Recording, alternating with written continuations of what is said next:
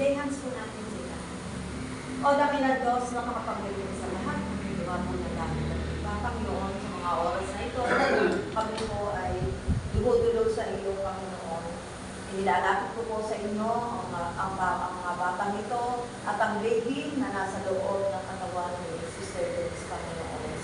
Lord, ang mga batang nasa tahanan mo, Panginoon, ay hindi ko po na ito po ay basbasan at hindi po pagpalain, Panginoon. Bigyan niyo po sila ng mga kalusugan at kalakasan sa kanilang mga pangangatawan, Panginoon.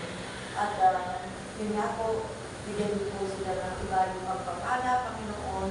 At iiwas mo po sila sa ano po mga sakit, gutom at sakuna, Panginoon.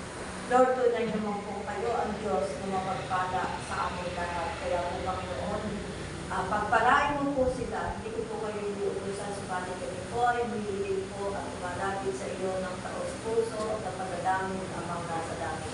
Sapagat ang sabi nga po ninyo, ang lahat ng nananalangin at pagdarasal sa iyo ay iyong tutulungan. Kaya Lord, thank you po. In Jesus' name we pray. Amen. Amen.